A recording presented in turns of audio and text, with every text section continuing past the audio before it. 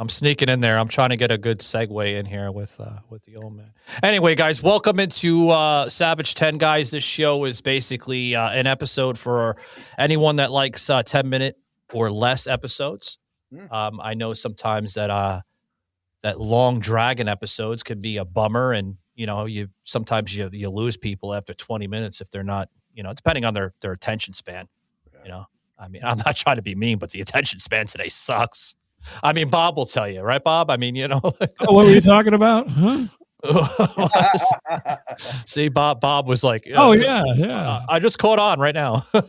Sorry, I was over on Sydney Sweeney's page. Oh, were you? What were you looking at? Were you looking at her breasts? I was just looking for recipes for Christmas. Ah, bullshit, Bob. He puts up recipes every day. Bullshit. You were looking at her tatas. That's okay. Don't tell your wife that. She'll get mad. Or at least maybe she just doesn't give a shit. I don't know. She is a bowl of peaches. That's right. Right. That's a callback for a whole other show. That's all that. Yeah, callback. Yeah. So anyway, guys, yeah, where do we start? Sorry, I had an itch on my nose. Not picking a booger or nothing. It's just an itch. Maybe I am. Maybe I'm not. Yeah, maybe it happens. Yeah. I've come prepared to talk about whatever you want to talk about, Mike. Well, we're gonna talk about today a incident I had last night. Oh, is this a DoorDash thing? Yes, Bob. It is the DoorDash thing. And Bob, let's start off with Bob. Basically, his response to some of what I ordered last night. Right. Yeah. Oh, you paid so much for a can of Coke. I was like, holy smoly. You're paying like $2.30 for a can of Coke to be delivered to your house. That's just craziness. You could buy a 6-pack for $2.30, can't you? Yeah, just go down to the 7-Eleven and get a whole 6-pack. Yeah, even at the 7-Eleven prices. It was $2.30, guys. Yes. Yeah. $2.30. I have a real bad relationship with the gig economy.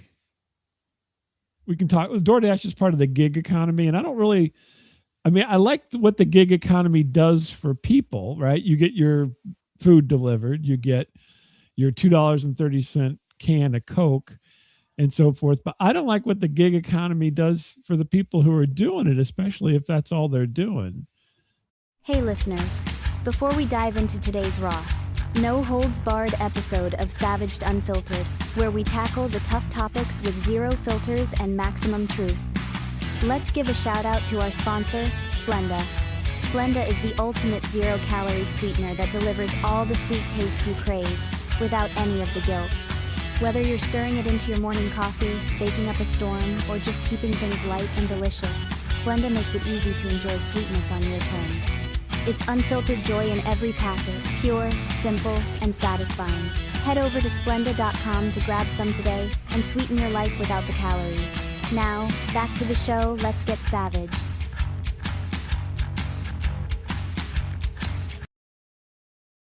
Warning, this show contains strong language, brutal opinions, and zero apologies given. Viewer discretion is strongly advised. Welcome to Savaged Unfiltered, where truth gets raw, opinions stay real, and nothing is off limits. This isn't your average podcast. It's the unfiltered conversation you've been craving. Politics, culture, chaos, we're diving into it all. No scripts, no safe spaces, just savage takes and real talk. You're in the right place. Strap in. It's time to get unfiltered. Savage. Guys, I'm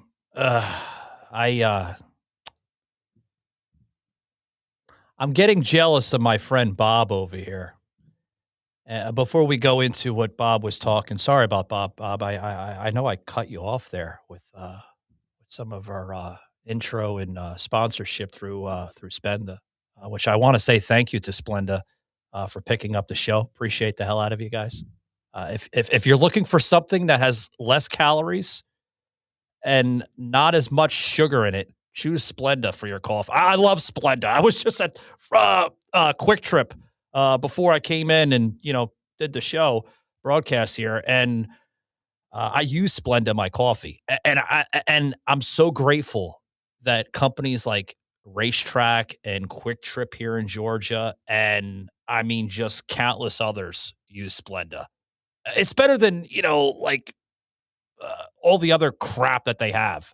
It really is. So thank you very much, Splenda, guys. Splenda. But no, Bob, I am jealous of you. Your damn comics I see on social media are great, man. Oh, thanks. It matches up your craft there. I seen the Frozen thing when you're dressed in a damn the Wicked one. Yeah. Where I'm in a dress? Is that what you're talking about? Yeah, you're in a dress. Yeah, it worked out, right? So yeah, I'm who's Wicked? Me or Miles? I don't know. One of yous were Wicked. So tell me a little bit about this $2.30 can. Do you should tell me. You're the one that paid for it. Goodness gracious, my friend. I know. I $2.30, guys. I mean, I remember like maybe 20 years ago, if that, right? Where soda was like 75 cents out of a 7-Eleven. You used to be, well, and maybe you still can. It's like off-brand soda, but if you go to the Walmart, you can get them for $0.25 out of the machine sometimes. They have a quarter machine usually outside Walmart selling Sam's soda or whatever the heck it's called, the generic stuff from Walmart. Yeah. I mean, but $2.30 just seems outrageous to me. But it is. But but then your entree was like $20 or whatever. So yeah, it was like 18 something. Yeah, 18 something. I mean, that seems like a normal price. $18. Well, I guess yeah. But I live in the Midwest, and so our prices are not that high typically, and really it's only recent. Only within the last like maybe 5 years or something that we're getting to have the $15 lunch if you go someplace, but yeah, for the longest time I could easily get lunch for under $10. Back in the early 2000s, $5-6 for lunch was normal. You're lucky if you get something for under 30 now. Yeah. Oh, I forget you said you're Pacific Northwest, right? So you're a little bit higher prices there too. We're living the cheap world here. I've never used those delivery things like DoorDash or Uber Eats food things. I never have, because you know why? Because I don't want people touching my food. I don't trust them. You're like Bob, for God's sake. I'll tell you, old man. Don't trust them. Every time I see the DoorDash people out in the wild, like I went to Chipotle or whatever, they're always coming out of the bathroom, and sometimes they take your food into the bathroom with them. Yeah, what's that all about? I don't know. I've seen it more than once. I've seen it not just where I live. I was in Chicago. I saw it happen up in Chicago. I saw it happen down here near St. Louis. It's like, is this the norm? Do they just take? I don't want my food in the bathroom. I don't take my food in the bathroom. I never, even if I'm eating in the place, I don't even take my drink in the bathroom.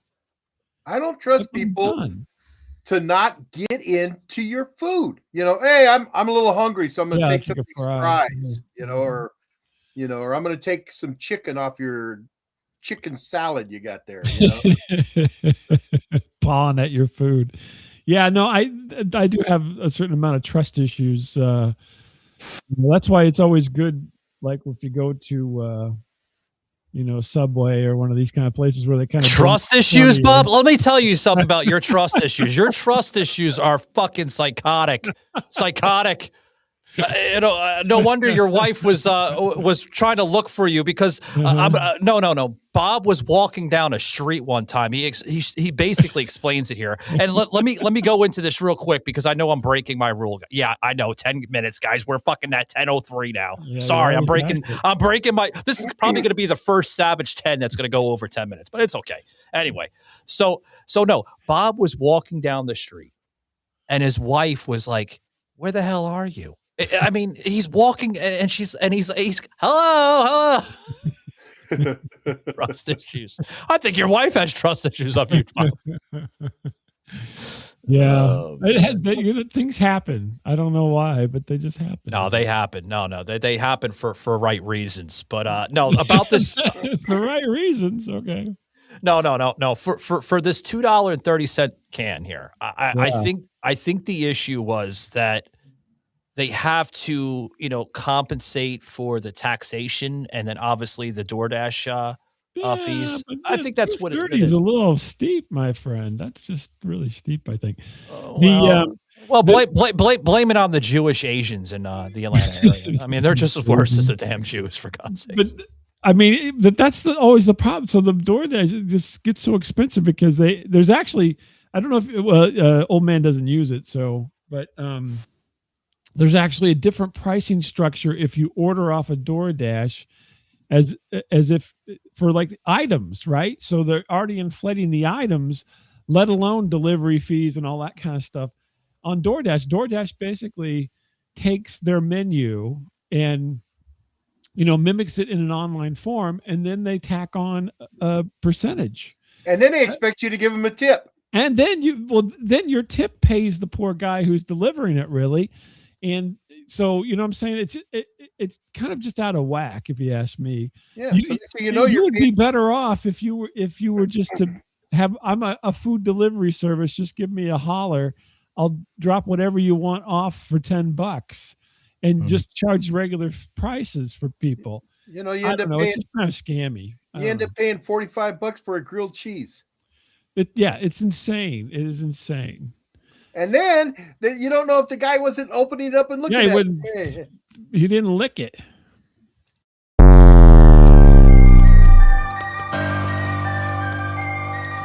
This had been a Truth Productions media episode. Thank you for listening.